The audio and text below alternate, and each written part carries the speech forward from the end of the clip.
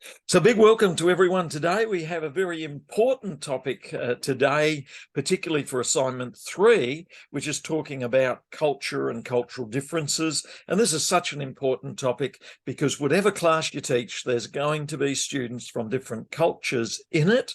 And when you start to do some big thinking about where the world is going, we've got big questions about what's the modern world, what's the postmodern world, what are modern and postmodern cultures, and what do these mean for education and theories about education? Is the modern approach to education right?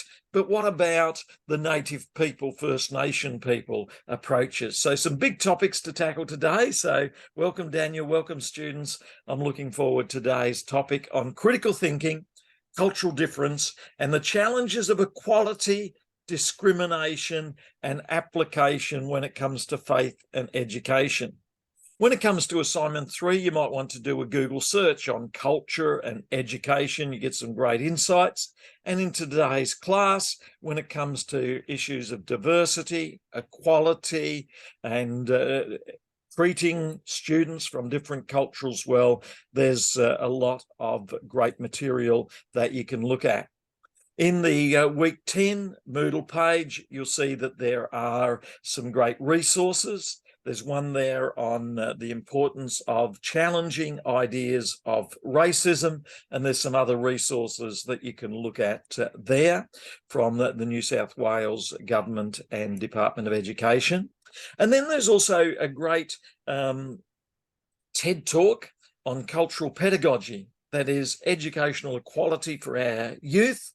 And one of the quotes from Gloria Ladson-Bidling says, "A praxis that uses student culture to transcend negative effects of a dominant culture, modernity culture, post-modernity culture, Western limited scientific reductionist culture. These negative effects are brought about by not understanding history or cultural background represented in many of the textbooks and curriculum that we look at." So that's a great video that you could get some real value from looking at when it comes to today's class.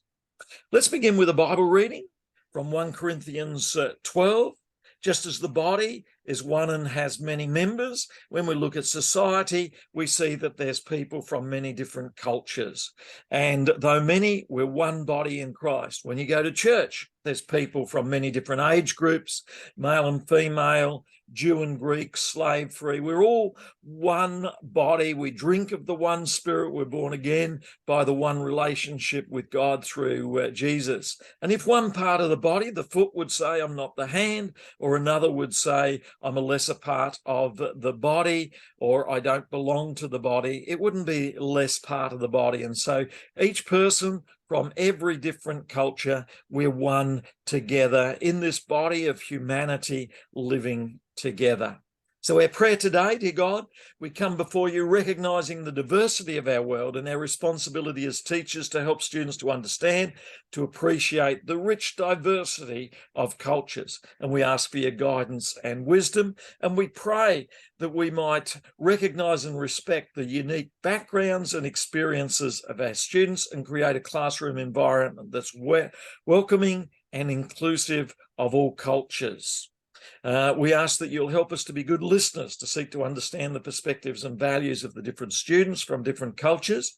And we pray that you'll give us courage to challenge stereotypes and prejudices, and we'll seek your continual guidance and support as we strive to be effective as teachers who are caring and loving. So I encourage you to go to the Moodle resources and to look at some of the other resources that are there. They'll be very important for assignment 3, the major assignment that you look at. And I encourage you to reflect as we do this subject of culture on your major project, which asks you to look at different students from different cultures and the ways they view knowledge, the ways they view understanding in different ways, whether they're First Nation or Indigenous. And then you think about assignment 2, where you've reflected on your own background and worldviews and how they relate. And then think about some of the teaching that you do and compare and contrast one of the Indigenous groups' ways of knowing together with with a philosophy of education. So here you can begin to develop a philosophy of education which says, this is important to me, and this is how I'm going to connect with students from different cultures. So I encourage you to read carefully the requirements for assignment 3. I ask you to look at different ways of knowing and methodologies there in assignment 3. So that'll be well worth doing. If we look at the cultural and linguistic diversity in any of our schools, we'll note that 1 in 3 of our students may come from a background other than English, and 1 in 4 may speak other languages as well, and 1 in 10 or 12 could be from a First Nations, Aboriginal, Torres Strait Islander background. Daniel, looking at this, what does this mean for the importance of teachers being aware of different cultures in their classrooms? Well, I immediately think of one of our first standards, which is know our students and how they learn. And so understanding that we have students coming from backgrounds in which they have, or they have a family background in which English may not be the primary language, a background in which English could be for them an additional dialect. We have to be cognizant of the fact that in our teaching, there may be obstacles or difficulties for students coming from those backgrounds. And these are, I think these stats show us that these are not, one-off students. It's actually a decent percentage of students that we need to be mindful of in our classrooms will be coming from a diverse range of backgrounds. And so we need to be mindful of the fact that our own assumed knowledge, particularly if you're teaching in an area in which language and writing is heavily emphasized, or if you're a primary school teacher in some of those early or foundational years, recognizing that your students might have different understandings of how language and grammar and syntax work, especially, if you're doing things in the early years like phonological awareness, for example. That might be really, language might be taught really, really differently, and those students might have a really different understanding of language where they're coming from. And I think the importance here is to recognize that it's not a case of our system being better.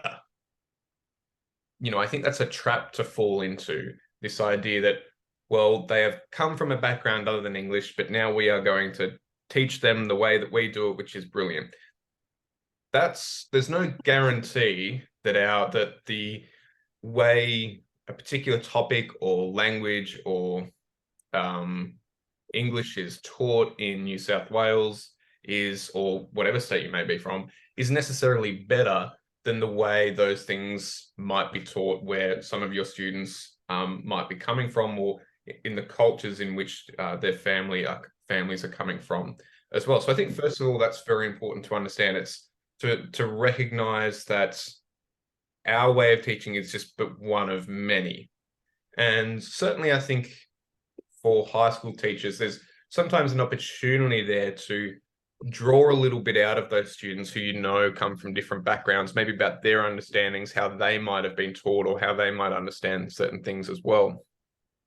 And so that's important because we need to understand how to cater to these students, whilst at the same time recognizing that there's probably some value to maybe some of the things that they've been taught outside of, what we would deem to be our kind of curriculum as well.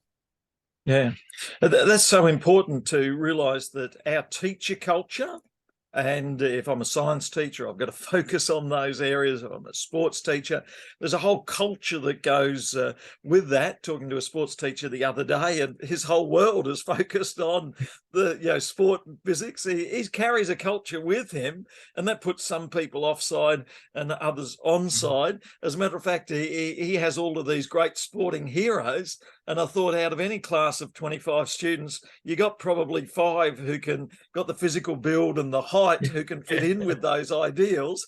and probably 20 out of the 25 just don't fit in with Yeah. what that teacher sees as the ideal culture. And the school has a culture. Every school you go to has a particular culture that lifts up and elevates certain values, certain ways of understanding. And our personal background, our history, our experiences are often different from students who come from a Chinese home, a Korean home, a native Australian home. The language is often different, the values are different. So we've got to realize that that doesn't make ours better or theirs better. They're just different.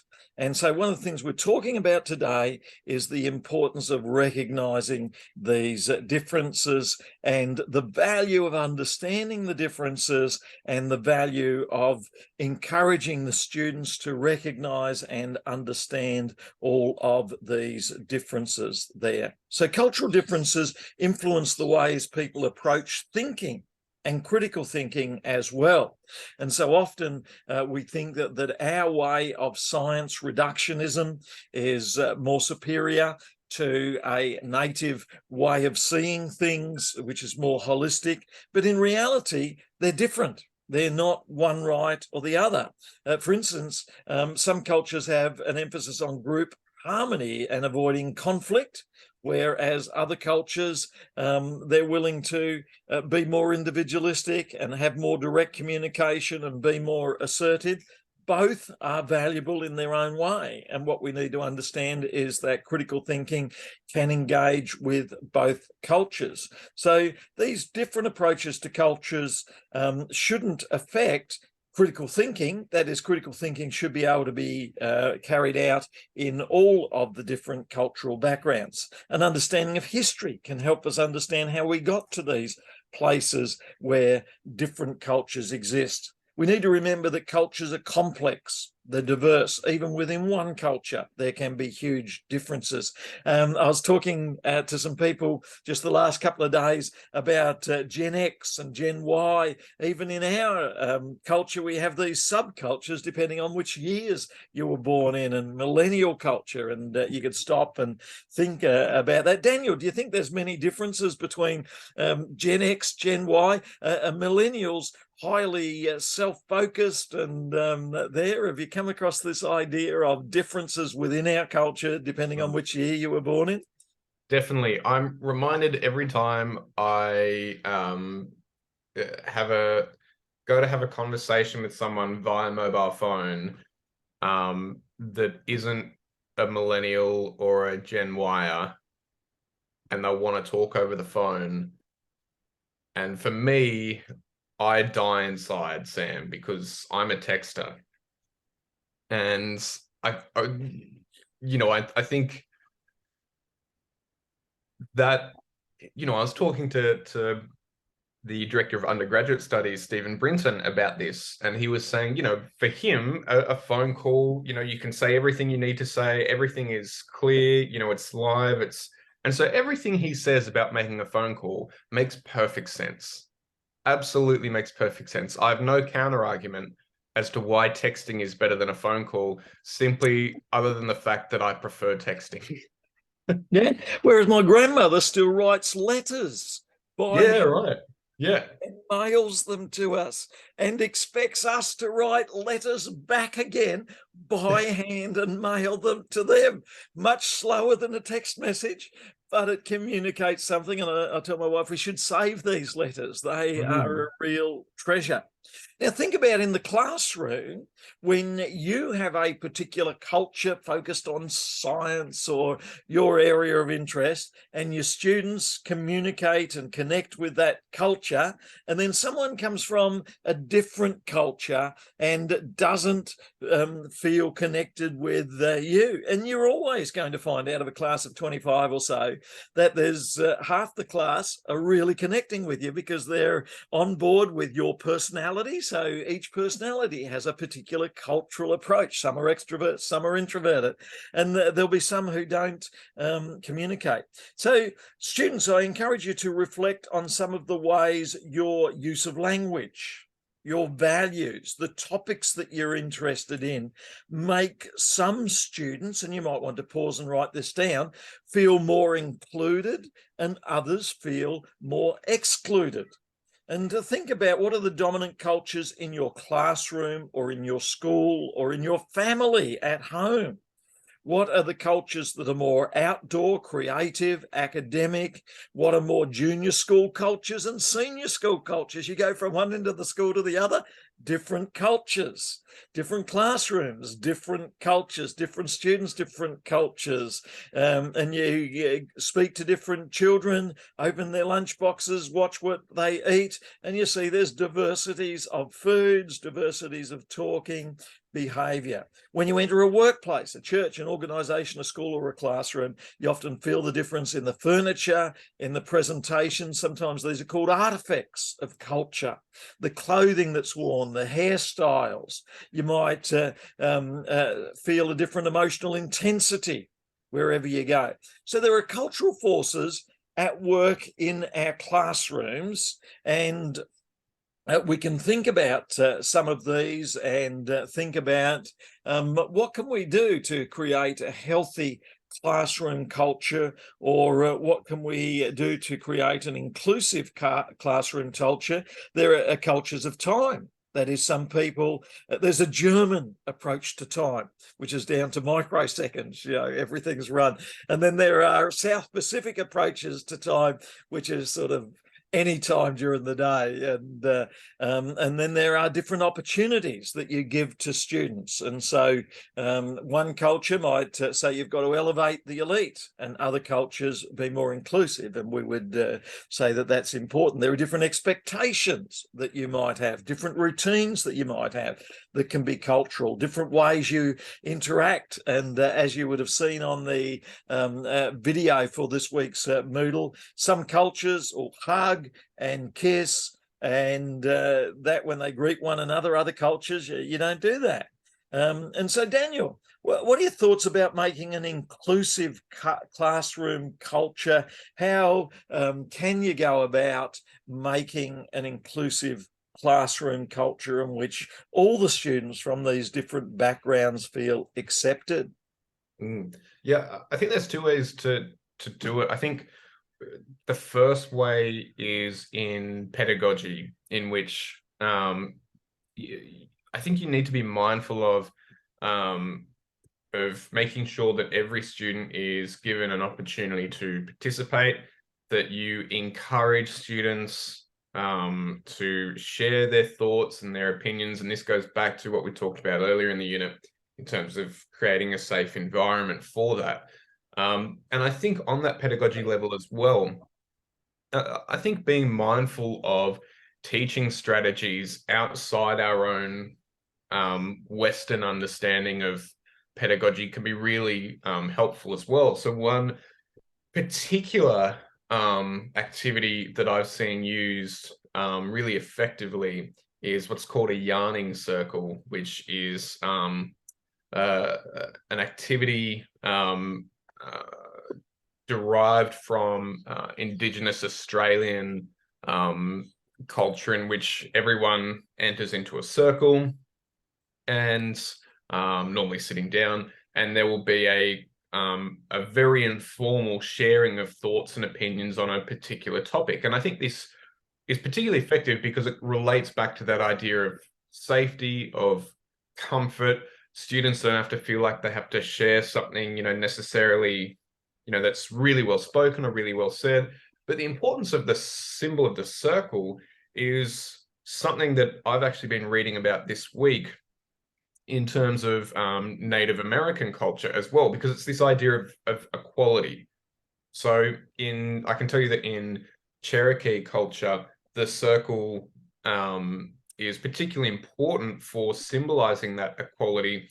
For when there would be a tribal gathering, there would be no kind of one person up the front. Everyone would be in a circle. It's this idea that we inform one another and we learn from one another as well.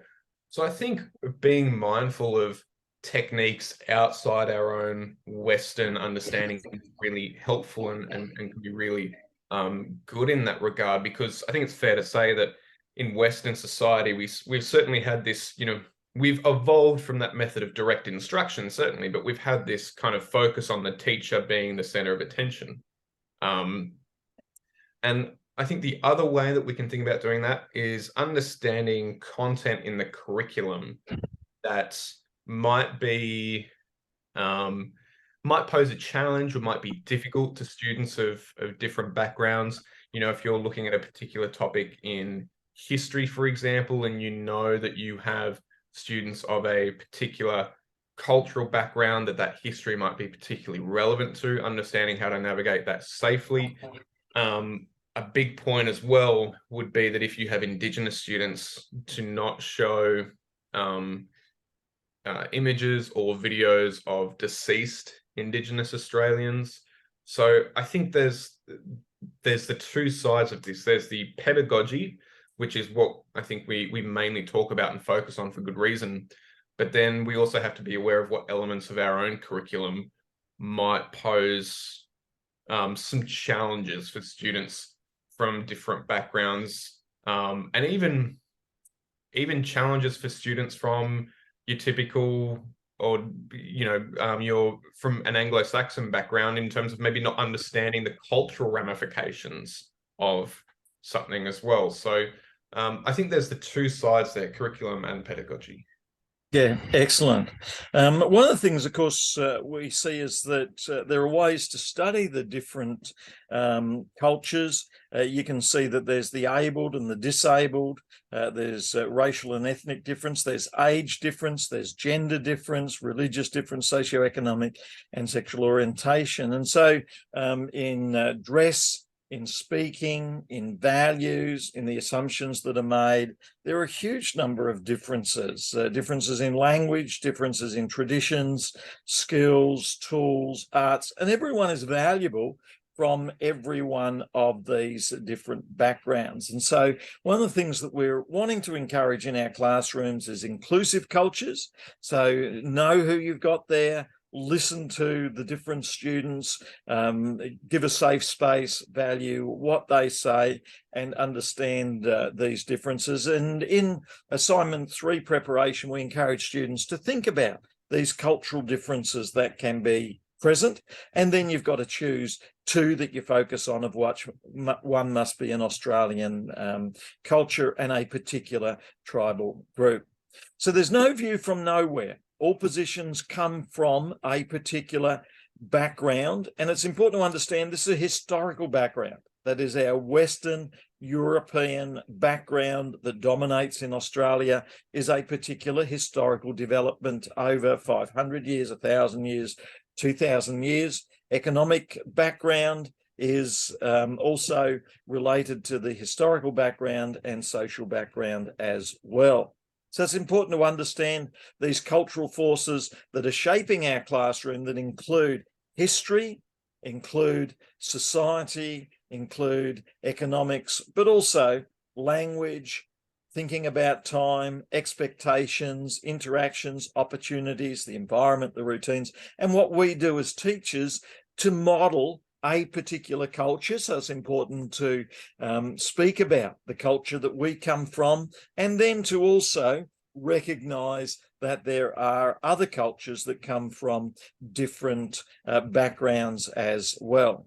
It's important that we develop a healthy culture, such as one that nurtures one another, nurtures healthy values, one that recognizes the importance of knowledge, integrity, awareness of difference, encourages well-being, respect, and inspiration.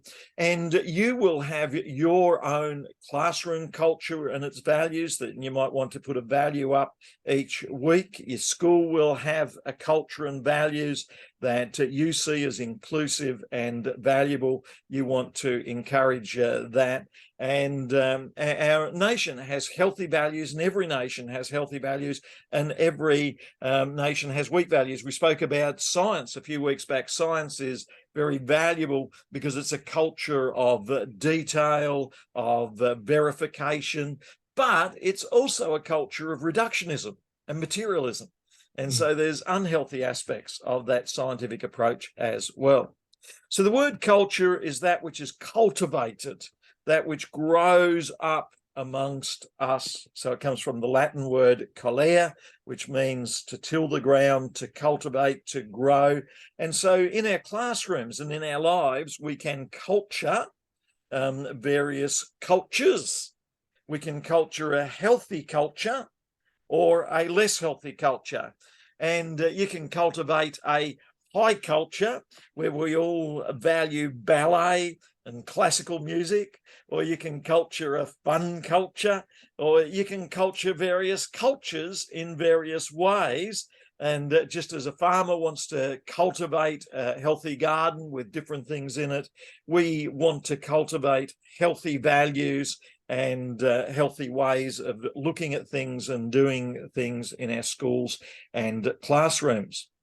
Teo and White on A Cultural History of Australia says that the term culture is a term that develops and changes over time, and it connects with agriculture. Just as you develop agriculture, you can also develop those cultures that are within.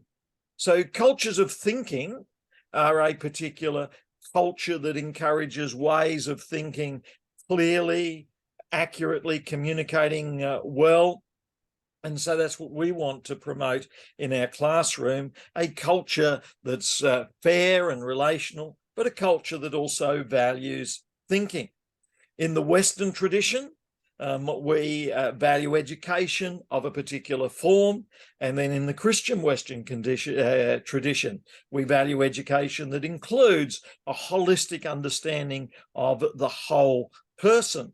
Now, there are other cultures that may be represented. One as an atheistic culture, etc. I heard one person, a mother, telling a child, we're created by God.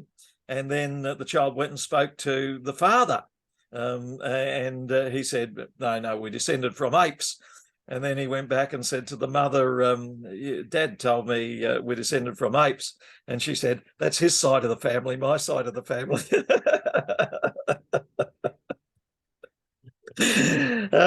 But we face these challenges.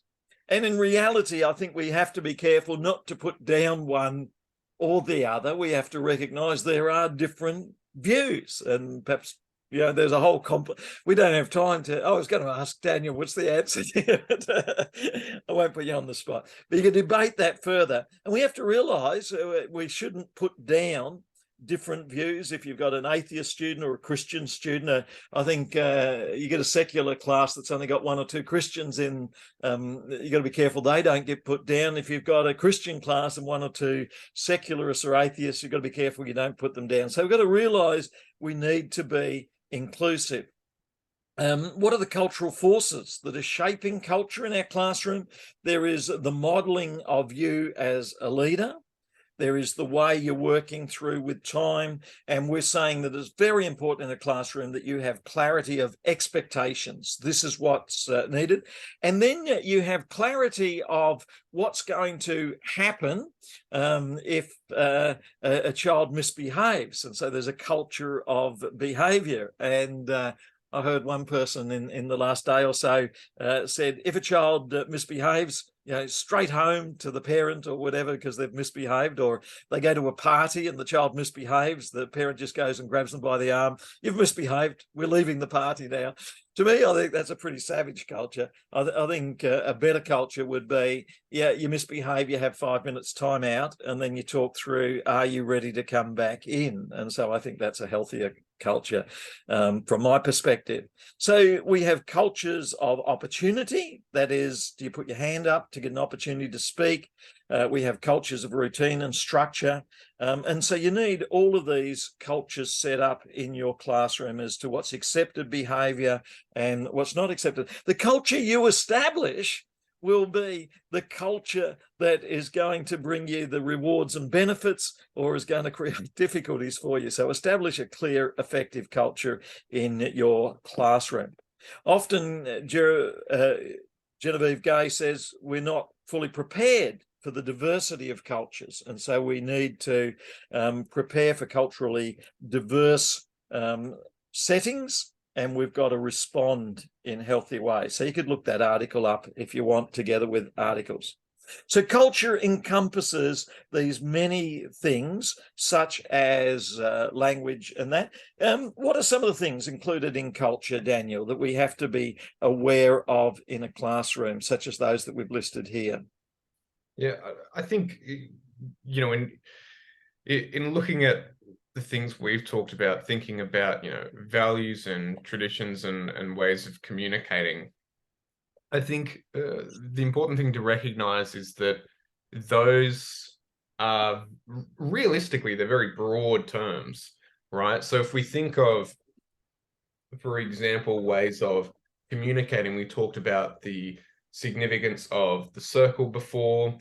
We talked about the important tradition with Indigenous Australians to not show pictures or footage of deceased Indigenous Australians. But even within these kind of broader themes, there can be really interesting, really unique idiosyncrasies. So, for example, in Indonesia, one would not point with their index finger, one would point with their thumb. And so I think as well in some countries, it's considered rude to maintain eye contact. Now, I think in our Western society, we consider it rude if someone isn't giving us eye contact. And so even within one of those spheres that we've listed here, something like communication, there are a multitude of different idiosyncrasies within that particular sphere that we might need to be mindful of. And I think this comes back to that notion of knowing our students and knowing what different cultures do our students come from, and recognizing that we ourselves might have to do a little bit of research, or even better yet, if possible, depending on how old that our students are, engage them in conversation as well. And I think we talked about before the notion that our Western way of teaching isn't inherently better than any other, and I think there's a good opportunity there to incorporate some of the things our students from various backgrounds might value or might be useful into our teaching as well. Yeah, so encourage the students to think about the different ways they communicate to their students, and to think about the ways they understand their own culture and the other cultures that are represented. And then when they do assignment 3, they'll include some of these. Think about the culture of your classroom, the culture of your school, and the culture of the different settings in which you live and your students. Think about time and the way in which you set time and routine in your classroom, and the way this represents an approach to culture. You can also think more deeply about worldview. That is, what is your worldview? And you might want to include some of this in assignment 3 about my worldview is developed in a certain way. It answers these big worldview questions as to what exists, where did we come from, where is the world going, what's the nature of good and evil, what's true and false. Different cultures will sometimes answer these in different ways. That is, some cultures accept chaos, other cultures want things very ordered. Some cultures focus on the material, others focus on the spiritual, and native cultures often focus on the spiritual. Western cultures moved a lot more towards the material. The nature of the human being is understood in different ways in different cultures. As Christians, we believe the human person is made by God, but different Christian traditions will hold that human beings need to follow certain traditions or laws or Bible passages. We can have these different understandings there. Even we talked before about the evolution. There is a healthy understanding of evolution, becoming a healthy thinking person, and then there's a less healthy understanding of chance. Same with creation. There's a healthy understanding of creation, and then there's a less healthy, you could do whatever you want, be made by God. And so what happens after death? There can be different cultural views on that. How we know things can also have cultural backgrounds. And I think every culture learns from observing the natural world, but there are different ways in which we do that and interpret that.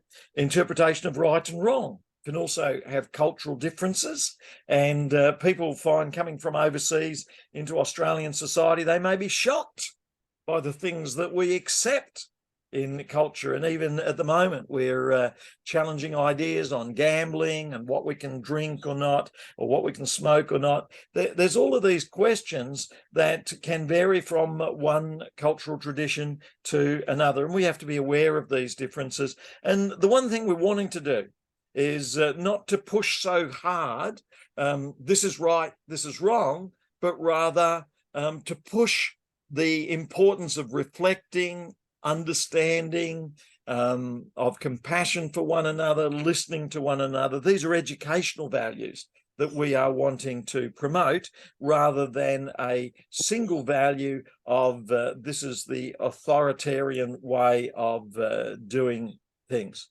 So a number of scholars like Abraham Kuyper and Kierkegaard and others have written about worldview, and you might want to look further into this question of what is a healthy worldview, what's a biblical worldview, a Christian worldview, and what does that mean for us. So there's a great deal has been written on worldview and the way in which these answers to big worldview questions, such as what is important, what are my values, contribute to culture. So the concept of culture includes the many influences on our lives, and it influences the ways in which we interact in the classroom. Crouch, in his book on culture, has said that culture is a gift of God. That is, this capacity to develop culture is an opportunity to develop healthy cultures for ourselves and for our students in which we can thrive. So it's an opportunity, not something to be looked down upon. And you might want to think about what have been the healthy cultures that have influenced you and your view of education, church, family, and what are the less healthy cultures that have influenced you as you've grown up as well. And you might want to pause the video and write down some of the healthy cultures that have influenced your life, from your father, your mother, your family, extended family, and some of the less healthy cultures. Christian Smith has written about subcultures. That is, within a Christian culture, there are subcultures to do with every Christian group, and then you choose one Christian group, whether it be Catholic, Anglican, charismatic, or whatever. There's going to be subcultures within that group. And he then writes about evangelicalism, and he says within evangelicalism there are subcultures that look at the surrounding cultures in different ways. One response, he says, is that to see the surrounding world as dreadful, and we as Christians need to respond to the world culture by simply sheltering ourselves from it. So that's one response that some people make.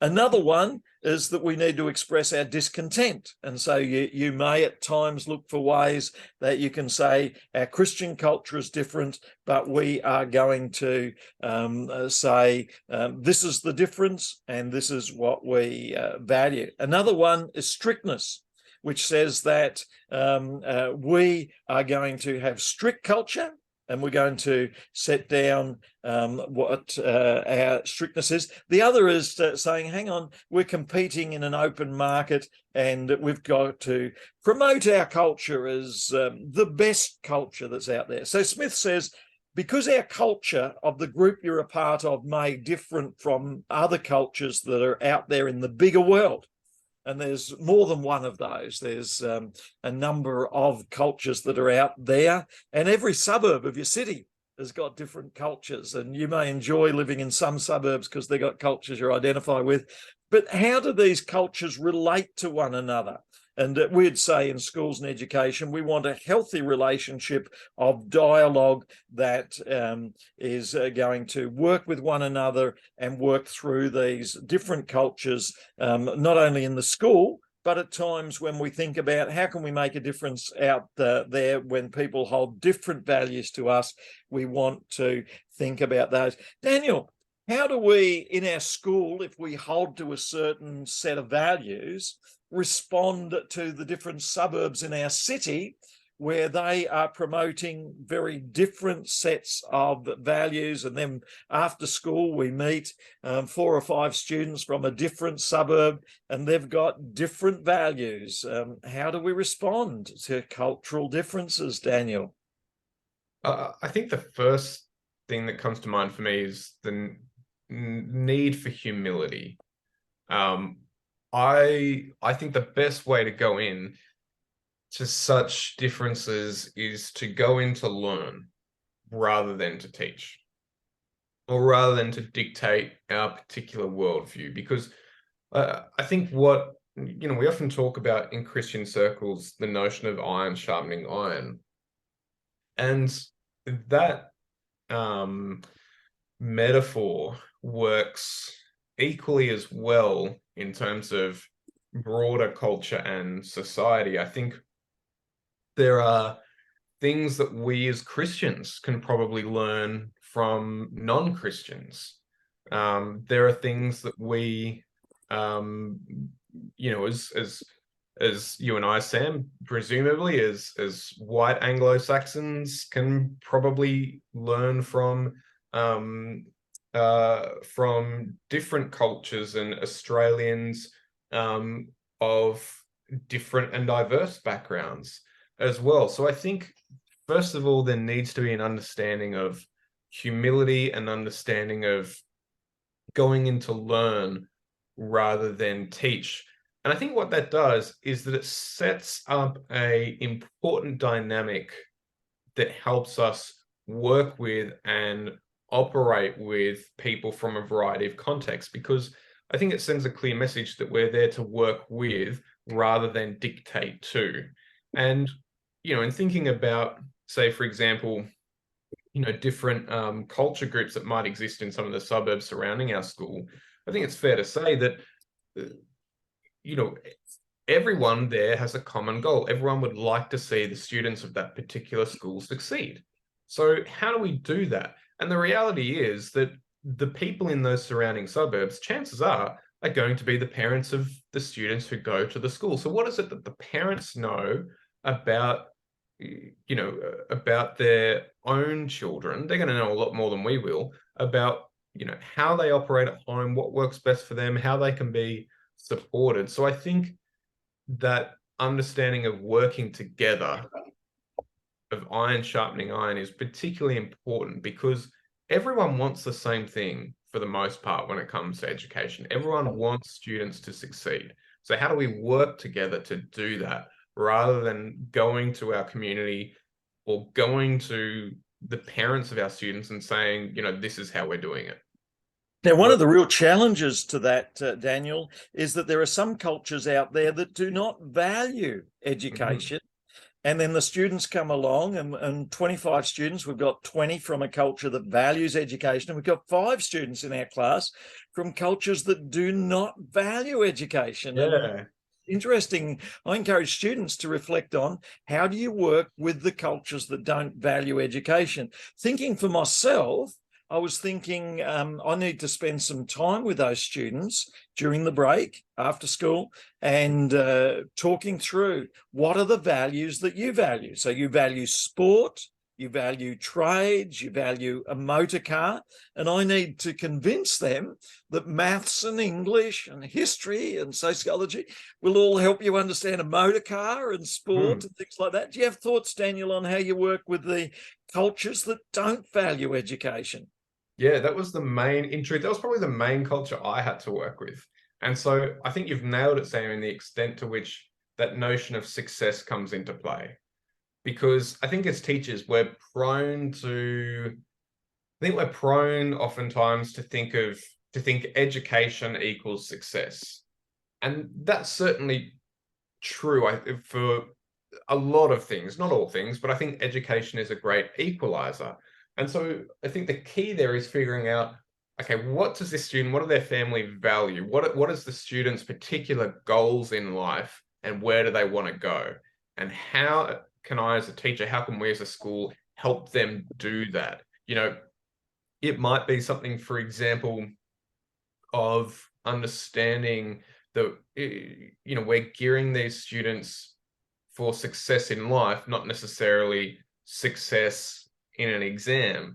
And so thinking about, like you said, you know, if there's a student or a family who are really good at, you know, who really value sport, and, you know, there might be a particular, hopefully a sporting future for that student, is saying, well, okay, how can, you know, particular subjects help you in this? Maybe, you know, if you do want to be a sportsman, the reality is that you're going to have to do some PR days. You're going to have to go and do some community outreach. You'll probably have some press stuff that you might have to do as well. So how can English help you in that regard? How might, say, public speaking assessments help you in that regard? What about managing your money as well, where maths might come into play?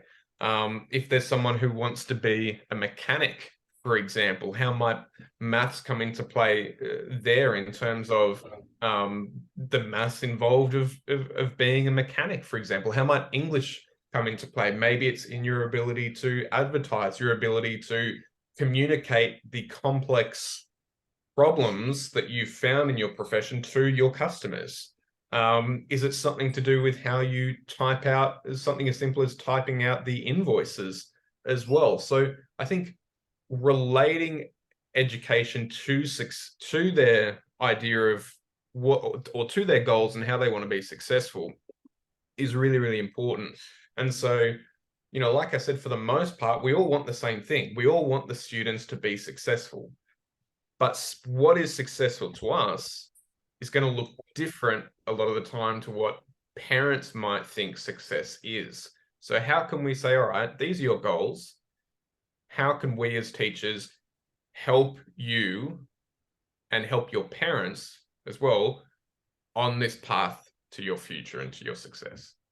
And of course, we have differences between an oral culture and a literary culture. And so we need to recognize that in our class, some students may be better at speaking what they're wanting to put into an essay than writing it down. And so we've got to work with that. I was speaking to a parent just the last couple of days about a child who was fearful of books. And so in year 1, 2, they had to come up with strategies to make books something friendly. And they've been working on that. Now they've had a great deal of success in that the child now opens up books, reads books, engages with that after 3 to 6 months, because they're making the words interesting, the pictures interesting, as opposed to the initial strategy was, you must read this. And they were only making the child even more fearful of that. And so we have to recognize that some children may find a different culture, such as a literary culture, a book culture, or maths culture, uncomfortable. Anxiety again, maths anxiety, science anxiety. We've got to encourage students to engage with these different cultures. And as Christians too, we've mentioned that we can isolate from other cultures, or we can try and fit in with the other culture. But at the same time, we've said as Christians, we want to stand up for our values that are right. Contextualization seeks to understand the culture in the context of history, in the context of the values. And so, yeah, it's worth, as Malthus says in A New Kind of Church, understanding the culture of your church is to understand the way the culture fits in, and then to understand how students might relate to different cultures. You might want to separate. We're saying that's not so healthy. To enter into conversation is healthy. To seek to convert the other, you've got to think through whether that's the right thing to do. It's got to be a healthy conversion where they think it through. Or a political approach, people sell their culture to which is different. One of the major books that's been written on ways in which Christians respond to culture is Richard Niebuhr's book, Christ and Culture, which says that we're Christians, we're in a Christian school.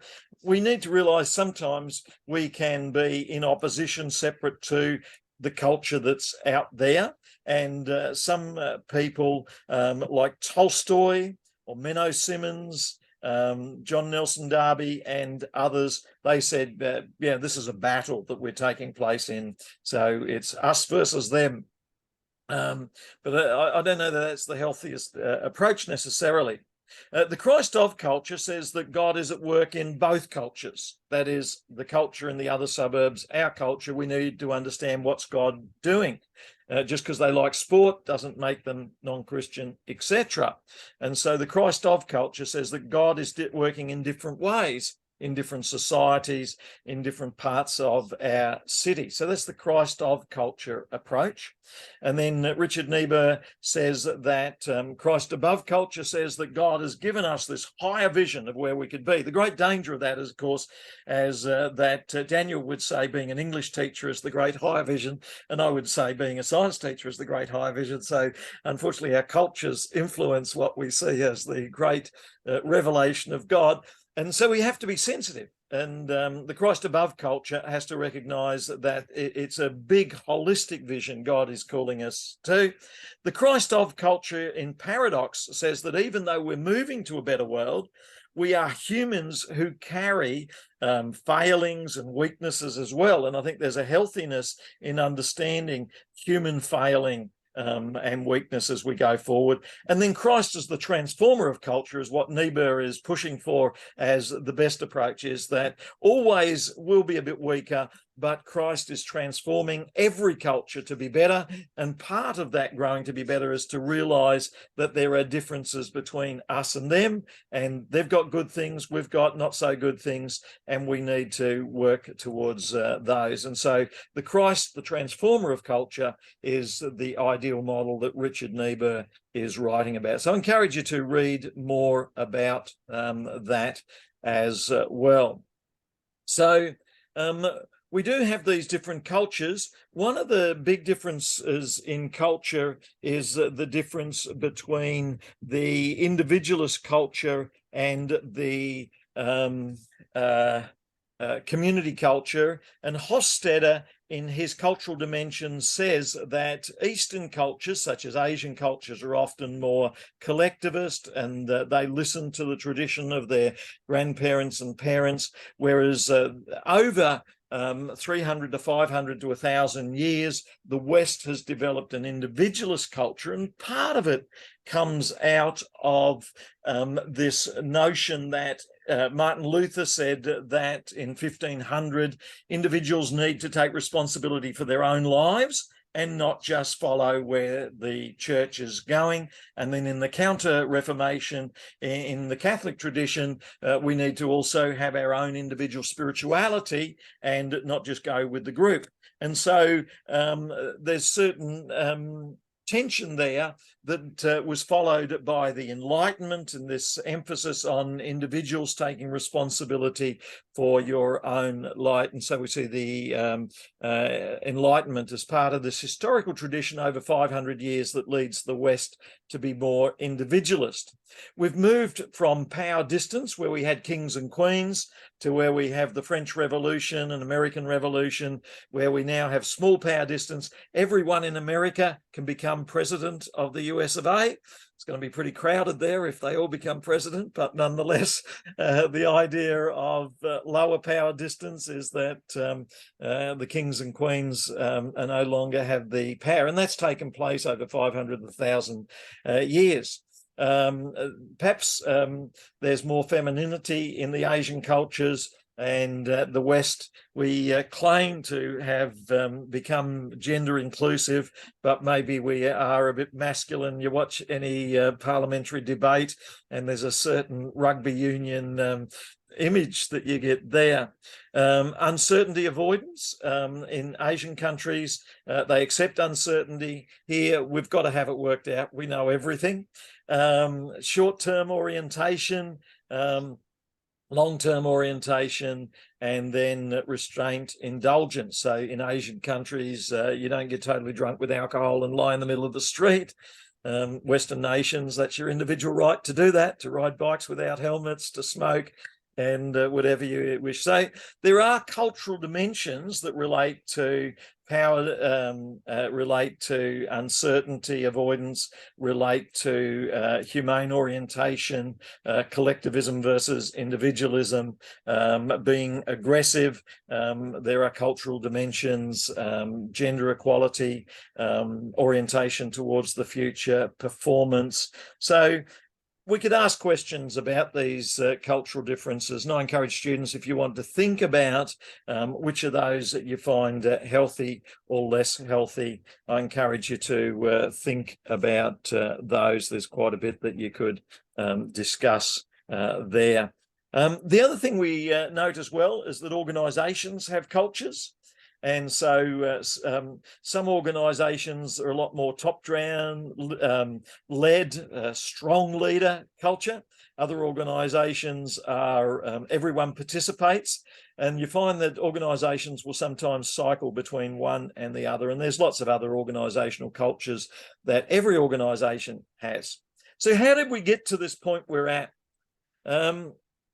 Firstly, we're moving over the last 500 years from the pre-modern age, when everyone was agricultural, lived in a village, you grew your plants, you raised your animals, and therefore your culture was determined by your village, by your city, by the nation that you lived in.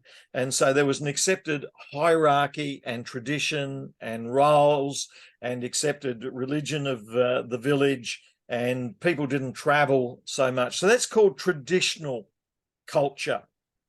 And then as time has gone on, from the Middle Ages through 1200, we've moved to modernity. And I mention this partly because in assignment 2 and 3, you might want to wrestle with the question, how does modernity, which is often dominant in the textbooks that we have in our classrooms and in the schools, relate to traditional cultures, which are still traditional, still wanting to live in families there? And so modernity comes along, and partly it has to do with the Enlightenment, where everyone has the power of reason within. Partly it has to do with mass manufacturing and industrialization, whereby now we don't make our own shirts and wear them for 40 years, that we get them mass manufactured by a machine and they sell them to us for $10 or something. And so industrialization is part of modernity, which means, of course, that schools have to mass manufacture students.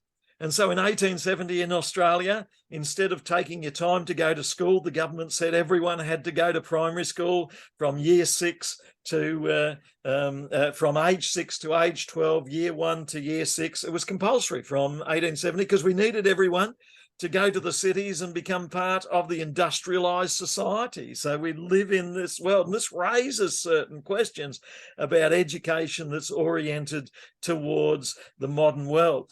What are your thoughts on modernity, Daniel? Is our classroom and our school is oriented towards modernity, but at the same time, we could have 5 or 10 of our students come from a First Nations or come from another community that are saying, we value traditions, we value family, and we value gathering around the piano of an evening to sing together.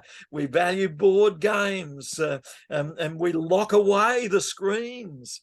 How do we work with modernity versus tradition, Daniel? Oh, that's a big question. I think in some ways, I think the education system, we're still in the grip a little bit, I think, of modernity, in the sense to which we talk about education and school as a pathway to predominantly industry, rather than necessarily a noble pursuit and a noble thing in and of itself. And so, you made the point there that we have, a growing, certainly a growing diversity in our schools and in our classrooms. And so I think in some ways there is a sense of, I think in practice, and certainly, our students will see this as they go on through their degree and they engage with research and think about how to write effective teaching programs. I think in practice, I think we're certainly in the age of post-modernity, where we recognize that there's no one right way to do things. We talked about that, for example, today, the idea of taking ideas and concepts from other cultures and incorporating that into our own teaching. So I think from a ground level, at the coalface level, I think teaching is certainly in the realm of post-modernity, but I feel like in some ways a little bit of our system and certainly our curriculum is still geared according to modernity. This idea, like I talked about, that education is a pathway to industry and getting a job rather than a pursuit in and of itself. And so there is a wrestling there, because, we talked about, even before talking about the notion of success, we ourselves were linking it to the jobs that the students were aiming to have when they finished. And so, I think in a way, our discussion was both rooted in modernity and post-modernity. It was rooted in modernity because we were talking about, well, ultimately, what are the jobs that students are going for? But there's also that post-modernity where we're able to be flexible, understand that there's no one right way to do something. So there's certainly a tension, I think, that we wrestle with, and thinking about, the family that, puts away devices when they get home. It's like a reversal. It's almost a reversal in time. That is a very, uncommon thing to do these days, I think. And so it's almost like going, trying to reverse a little bit of the past few years and our reliance on our devices. But there's certainly a tension there in understanding that there are particular outcomes. We need to meet certain requirements, and there is that emphasis on job readiness. But at the same time, there's no one right way to do things as well.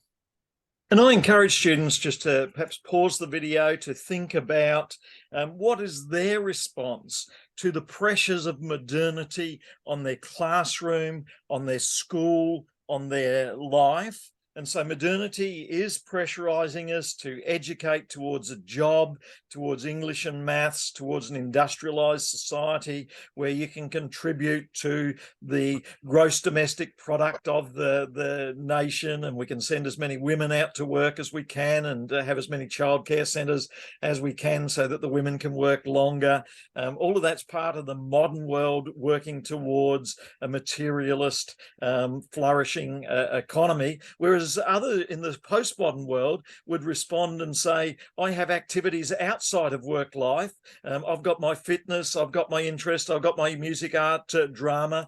I want to pursue those other activities. And yet there's still others in recent times who are wanting to go on to virtual worlds and to spend time in virtual worlds as well. And so we got these pressures on modernity, capitalism, and colonialism, where we marched across the world and taught the Indians how to be industrialized, and taught people in every nation to be part of Western German, Spanish, English, French colonized world, has been challenged by those in those countries who are also wanting to develop their own values. And so post-modernity now is this age possibly of individualism where we go. So Students, take some time to reflect on tradition, modernity, post-modernity, and what this means. Maybe write a couple of sentences of journal reflection as well, and then think about whether our post-modernity world is giving people that which they really need to live world life well, or whether we need something more. Many people have challenged post-modernity and have said that it's not such a good thing. Let's go back to tradition.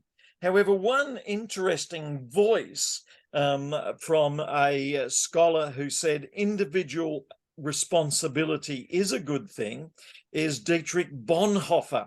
And he said it's the opportunity to come of age. Just as a child grows into adolescence, grows into an adult, entering into this modern, postmodern world is a chance for individuals and our world to grow up.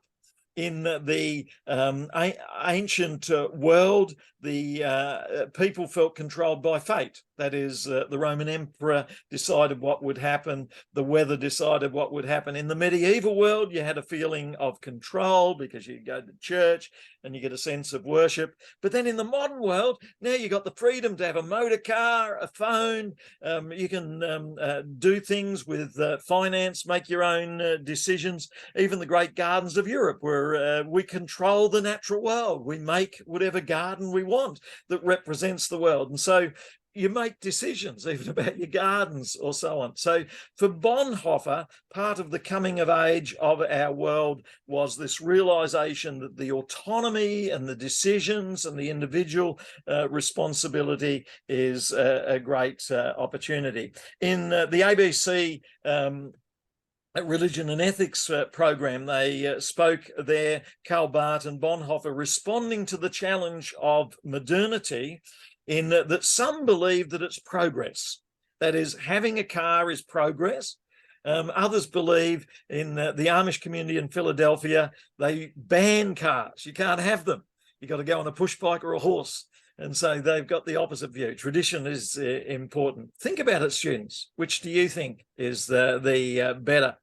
But certainly many have believed, like Voltaire, Kant, Hegel, Marx, that we're progressing.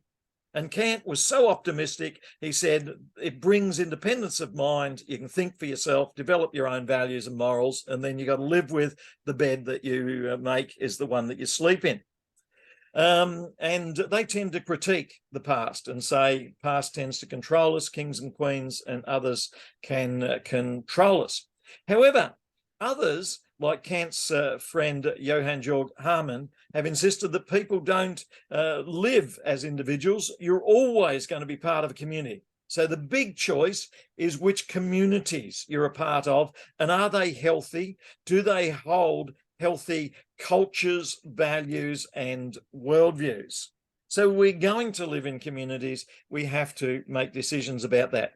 Some of the best writing on modernity and secularization is by Charles Taylor, the Canadian philosopher who wrote The Secular Age. And so if you want to look that up to find out more about the idea of the age that we live in, it's leaving God and religion out a bit. Charles Taylor talked about the malaise of the present time. We've lost community. We need community and its values again.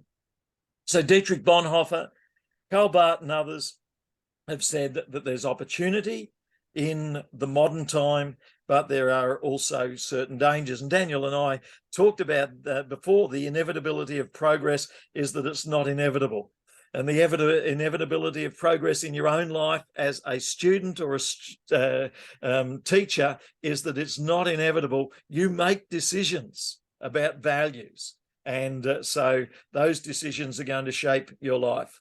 So we have a challenge in our classrooms as to what culture is present. Is it inclusive? Does it promote development? How does it respond to the challenges around us, such as people with other cultures in other suburbs around us? And then we have the challenge, how do we respond to the modern world?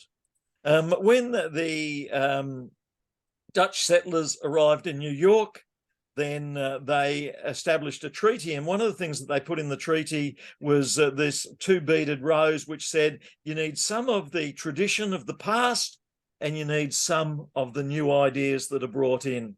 And so it's that combination of the two. And maybe that's worth reflecting on as we look at tradition, modernity, post-modernity, that we need those as well. Part of the challenge is how do we bring this into the classroom? And I encourage you, students, to think of ways that you can bring an awareness of the different cultures represented by each of your students, by giving opportunity to listen in a safe space to the views of the other students. Have multicultural days where you celebrate different cultures, teach customs and skills from those cultures, and think about practical application of the cultural awareness of the different views. Be careful, like the Queen's lady-in-waiting, Lady Susan Hussey, who met Miss Fulani, who was born in Britain, raised in Britain, had good British education, and was repeatedly asked, where do you really come from? Because she's got a coloured skin. And the lady later resigned. So there can be embarrassing moments where we misunderstand the culture of the people around us. And we need to develop a healthy curiosity and understanding of other cultures. What do you think are some of the strategies that we can use in a classroom, Daniel? We can introduce books, such as books that talk about cultural diversity. We can introduce the circle of listening. What are some of the strategies you would suggest, Daniel, for a classroom? I think a really good thing that we can do is, I think we can empower students to go and discover some of these things for themselves by way of actually setting it as an assessment task. So, almost in a similar way to what assessment 2 is, where students are being tasked to go out and discover and research about specific cultures of their choosing for a particular assessment. And it kind of works like a bit of a, we talk about that jigsaw activity in teaching where, groups or students will go out and do part of a task and come back and present. And by virtue of doing that, when students come back and present their findings to the class, you're getting a really terrific cross-section of how different cultures might understand a particular topic or a particular festival according to different cultures or what have you. So I've seen that used really, really well.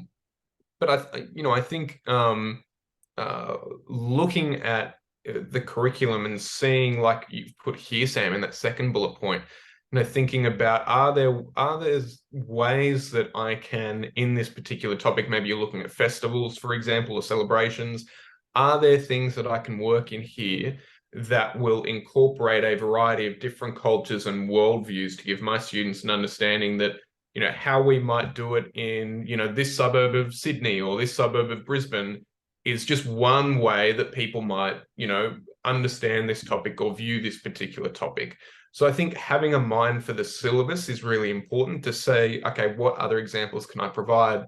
But the assessment task is a really good way to go about that because it empowers students and it sets a precedent for them to be proactive in understanding other cultures, not sitting back and waiting, but rather being proactive and going and learning about different cultures and different countries as well.